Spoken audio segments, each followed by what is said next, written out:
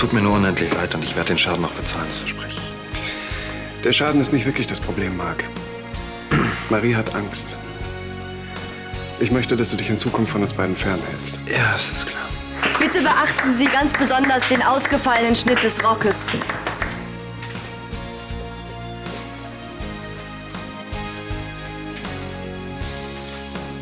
Ich liebe dich. Und ich wünsche mir nichts sehnlicher, als dass wir wieder zusammen sind. Andi, weißt du... Franzi!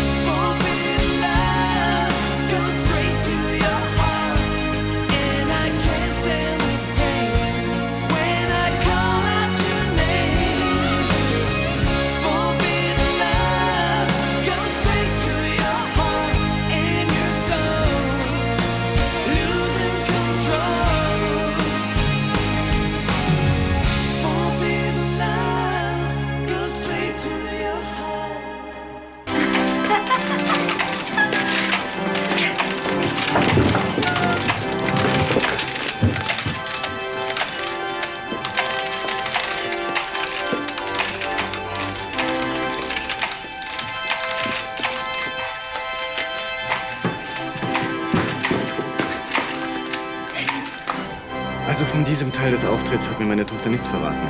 Die Überraschung ist wirklich gelungen. Tja, meine Damen und Herren, das war wohl eine kleine Inszenierung von Die Braut, die sich nicht traut. Aber trauen Sie sich ruhig, Teile dieser Kollektion für einen guten Zweck zu ersteigern. Bühne frei für das abschließende Defilé.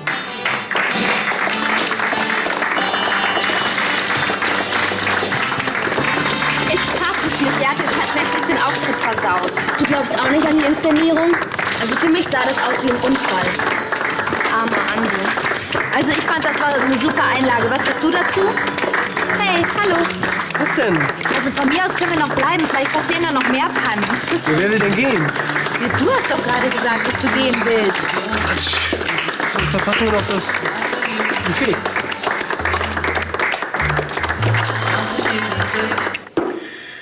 Nein, dazu kann ich nichts sagen, dafür sind die Informationen zu spärlich. Ja, aber wir könnten uns treffen. Ja. Kennen Sie das Schneiders? Ja, das wird mir passen. Dann sehen wir uns dann. Wunderbar. Wiederhören. Klingt ja nach einem Riesenauftrag. Auf wen sollst du diesmal aufpassen? Ich soll auf Mitarbeiter einer bestimmten Firma aufpassen. Dann müssen die ja ziemlich unzufriedene Kunden haben. Ja, ich glaube, es hat weniger mit den Kunden als mit der Region zu tun. Es geht um einen Einsatz in Kolumbien. Kolumbien?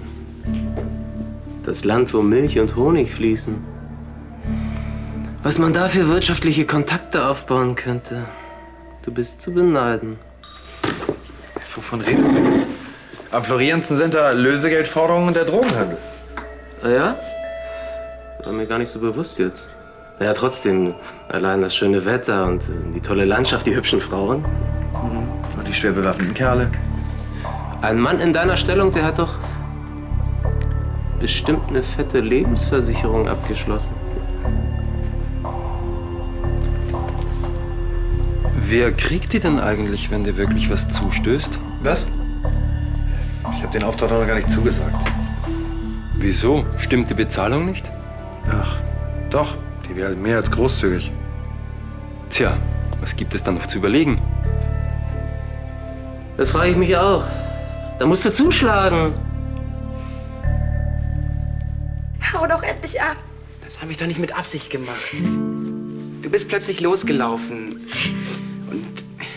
Und vielleicht war das Kleid ja nicht richtig vernäht. Klar, Und sowas kann doch mal passieren. du hast mir alles verdorben. Ich werde nie wieder so einen coolen Job kriegen. Ich wollte dir halt beweisen, wie sehr... Dass du ein Trampel bist. Es war vielleicht der falsche Augenblick. Ich hatte mir das alles so toll vorgestellt.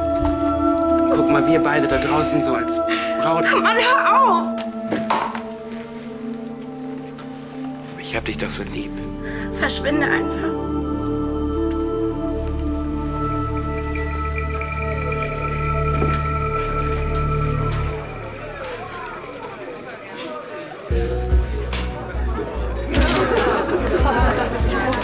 sehr zufrieden mit dem Event.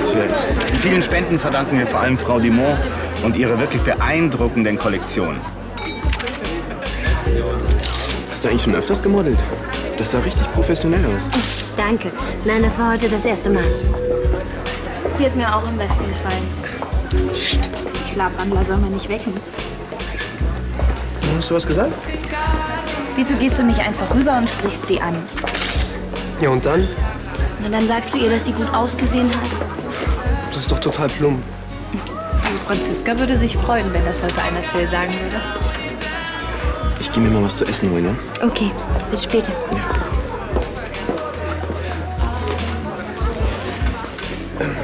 Das war eine sehr gute Show, ne? Ja, war nicht schlecht. Und deine Freundin, die hat super gemodelt. Meine Freundin? Mit der du eben geredet hast. Ach, Cecile. Nee, die ist nicht meine Freundin. Sorry, das sah für mich so aus, als wärt ihr zusammen. Wir kennen uns ganz gut. Sie wohnt ja auch auf Schönberg. Zur Untermiete oder was? Ja, sie wohnt im kleinen Zimmer unterm Dach. Okay. Das war ein Spaß. Nein, Cecile ist Gast meiner Eltern. Sie war früher mit Henning von Anstetten zusammen. Der hat ja auch gewohnt. Und sie ist Model? Nee, das hat sie nur so aus Spaß gemacht. Eigentlich leitet sie ihr Gestüt. Ach, sie hat ein eigenes Gestüt. Die stammt aus einer reichen Diplomatenfamilie. Aha, Diplomatenfamilie. Ey, wenn du mehr wissen willst, frag sie doch selbst. Bis dann.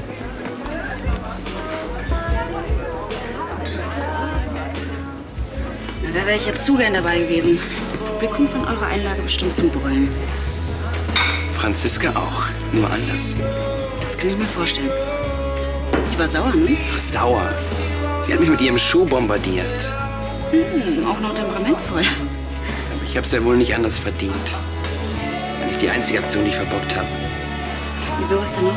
Weil das ist ja eigentlich nicht mehr zu toppen.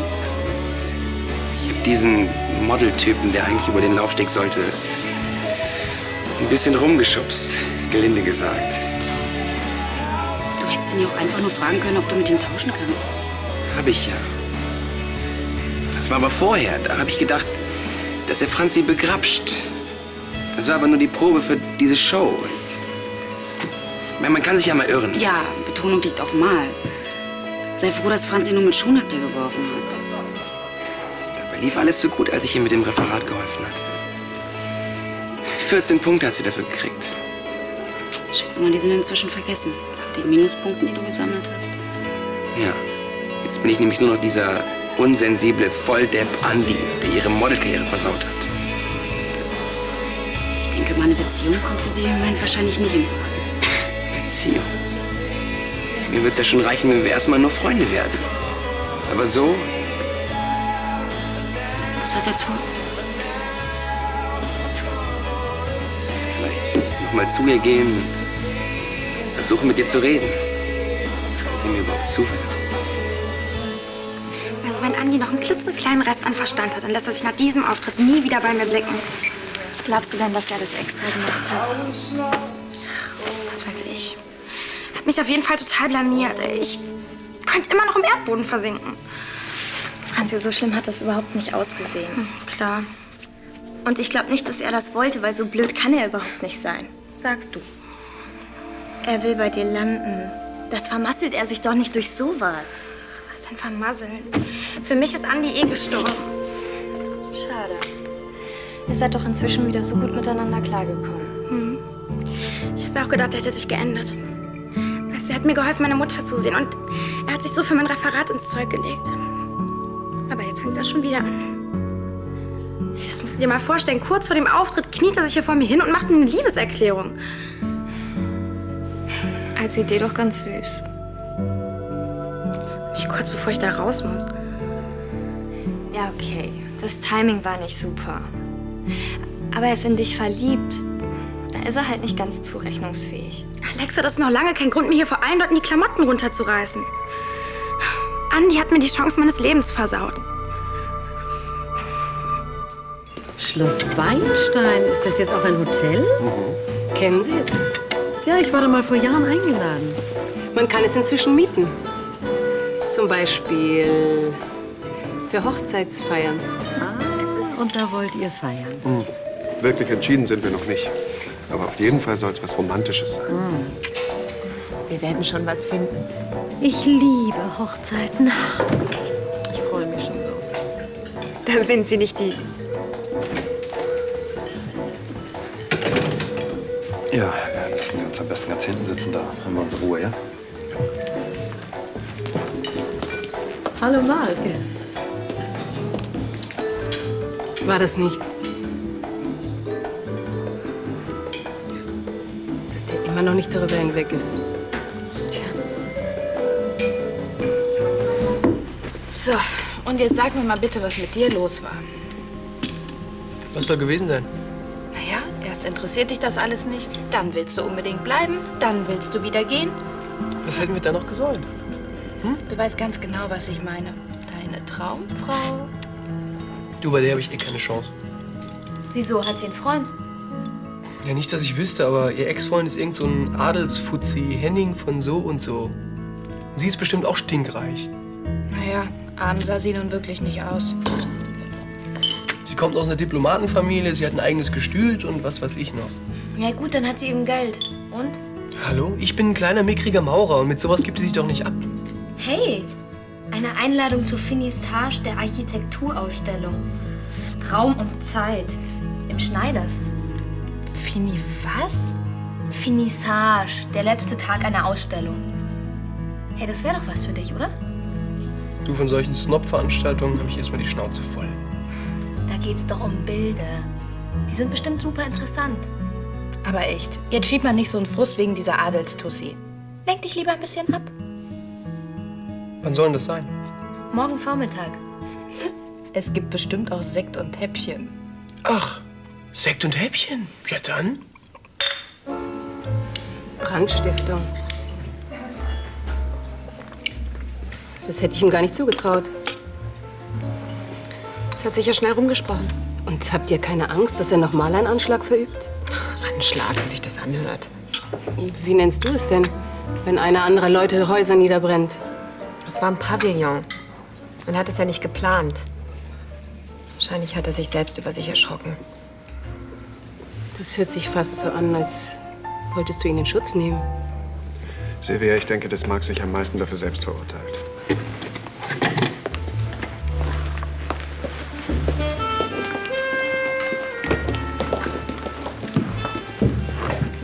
Ich denke, er wollte, dass du ihn ansprichst. Ich kann nicht so tun, als sei alles wieder in Ordnung. Wir müssen jetzt erstmal auf Distanz bleiben. Gut. Wie du meinst. Ja, meinen wir.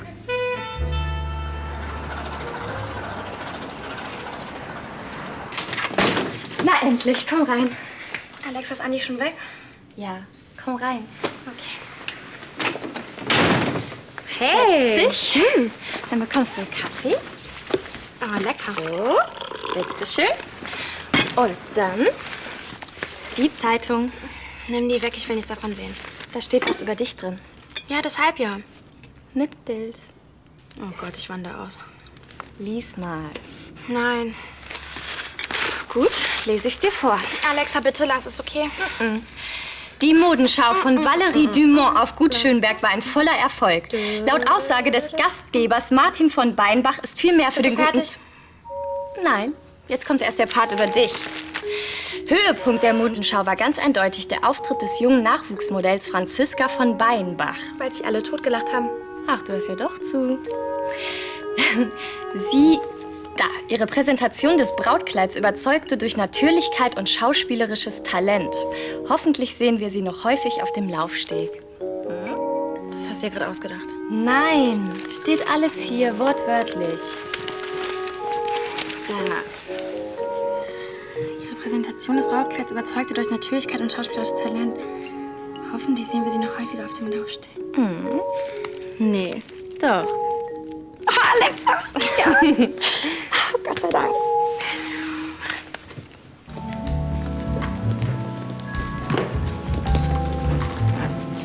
Herr Dr. Maas, schön, dass Sie kommen konnten. Ist ja schließlich die letzte Gelegenheit. Da haben Sie recht. Und wie gefällt es Ihnen? Ein sehr schönes Ambiente. Das sind übrigens Leihgaben vom Architekten. Fotomuseum in Frankfurt. Ausgezeichnet. Ja. Cécile, ich freue mich. Hallo.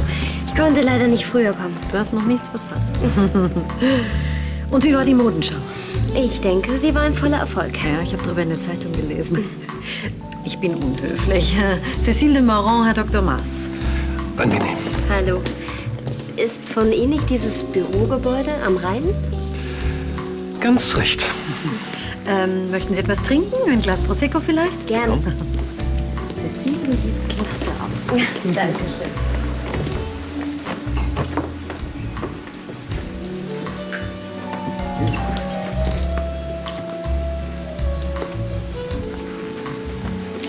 Schon wieder Sie.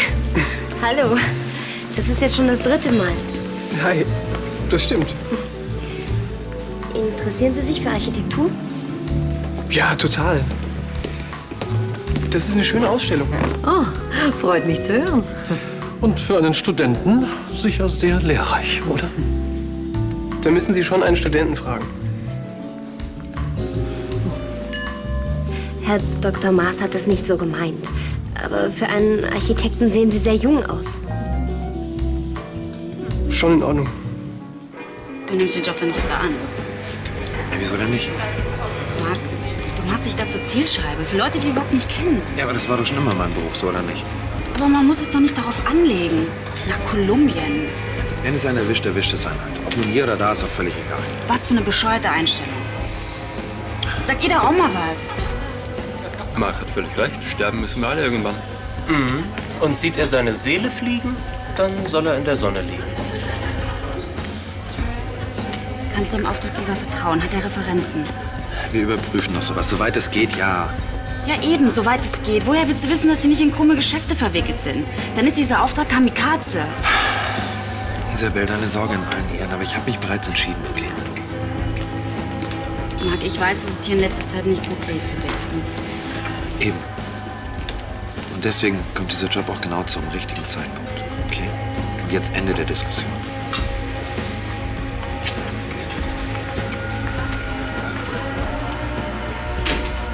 Warum hast du ihm das nicht ausgeredet? Ist das sein Job, nicht meiner? Soll das heißen, dir ist egal, was er aus seinem Leben macht?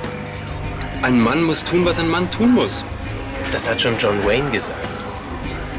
Ihr seid so scheiße. So, die kommt mit. Das war mir schon klar. Oh. Okay, let's go. Komm mir nicht zu nah. Franziska. Sorry, aber ich habe echt keinen Bock, wieder halb nackt dazustehen. Keine Angst. Komm, wir müssen. Tschüss, Andi.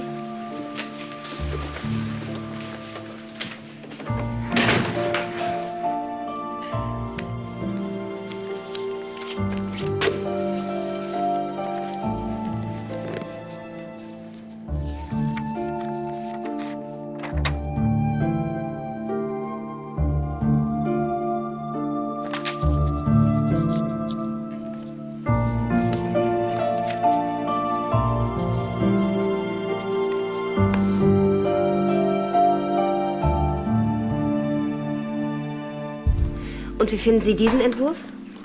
Das finde ich sehr interessant. Besonders die Fassaden hier oben. Und das mit dem Eingangsbereich haben die einfach super gelöst. Aber es erinnert mich auch ein bisschen an Foster. Stimmt. Das ist ein ganz ähnlicher Umgang mit Fläche und Raum. Von welchem Foster reden Sie eigentlich? Dem frühen oder dem heutigen? Ja, ich denke da eher so an seine jüngeren Werke, wie den Reichstag. Ach, aber die sind doch schwach. Sicher. Mit ihren Arbeiten sind die wahrscheinlich nicht zu vergleichen. Oh je, oh je.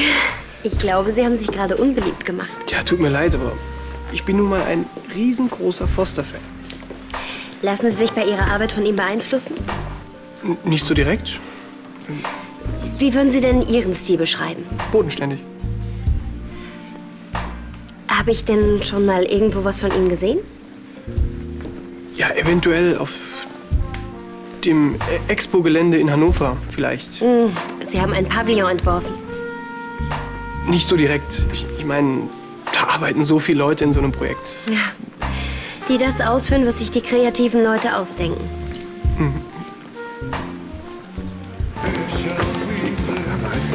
Nach dem Kaffee gehen wir aber gleich, oder? Wieso? Hast du was Bestimmtes vor? Gut, dass ihr beide da seid. Hallo. Was gibt's denn? Ihr müsstet unbedingt noch mit Marc sprechen. Ich glaube, da sind wir beide im Moment nicht die Richtigen. Ich weiß, aber auf mich hört er einfach nicht mehr. Was ist denn los? Er will seinen völlig idiotischen, gefährlichen Auftrag annehmen.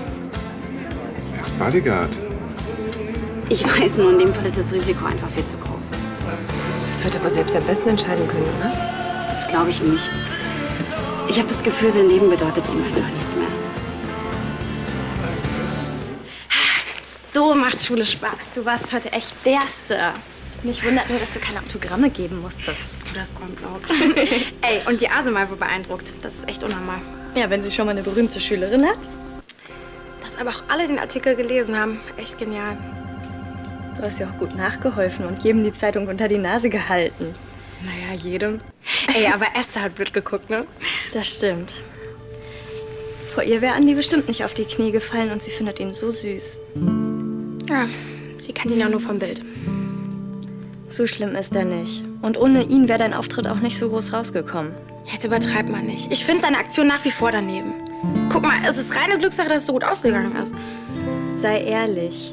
Du bist doch gar nicht mehr böse auf ihn. Das muss er ja nicht wissen. Ich finde, der kann ruhig noch ein bisschen leiden. Du kannst ganz schön fies sein, weißt du das? Nee, Strafe muss sein. Und ich bin gleich wieder da.